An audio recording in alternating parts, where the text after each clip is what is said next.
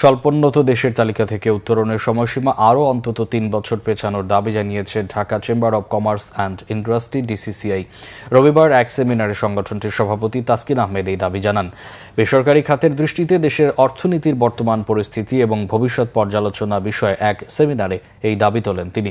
সেমিনারের প্রধান অতিথি পরিকল্পনা কমিশনের সদস্য ড মঞ্জুর হোসেন জানান, সামষ্টিক অর্থনীতি স্থিতিশীল থাকাসহ রিজার্ভ ও ৩০ বিলিয়ন মার্কিন ডলারে উন্নতি হওয়ায় স্বস্তির বিষয়। তবে সিপিডির বিশেষ ফেলো অধ্যাপক মোস্তাফিজুর রহমান বলেন, রাজস্ব আয় ব্যয় এখনও সমান। বার্ষিক উন্নয়ন কর্মসূচির পুরোটাই এখন ঋণ নির্ভর। অনিয়ম দুর্নীতি বন্ধেও দৃশ্যমান কোনো অগ্রগতি নেই। এমন বহুমুখী চ্যালেঞ্জের মুখে প্রস্তুতি ছাড়াই এলডিসি থেকে উত্তরণ হলে সেটা আত্মঘাতী হবে।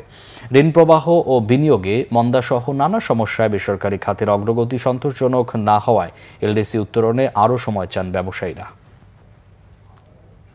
নিশ্চিত করার জন্য এলডিসি গ্র্যাজুয়েশনকে কমপক্ষে ৩ বছরের জন্য পিছিয়ে দেওয়া দরকার, যাতে ব্যবসা বাণিজ্য কম্পিটিটিভনেস রক্ষা করা যায়। রেভিনিউ এক্সপেন্ডিচার এবং রেভিনিউ ইনকাম সমান।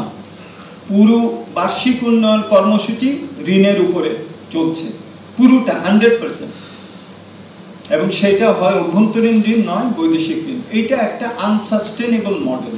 এই মডেল চলতে পারবে না, কারণ এই মডেল যদি চলে তাহলে দেশ একটা বিপজ্জনক এবং বাধ্যতামূলক ঋণ নির্ভরতার মধ্যে পড়ে যাবে এবং এই ঋণ সার্ভিসিং করা আমাদের জন্য অসম্ভব হয়ে দাঁড়াবে।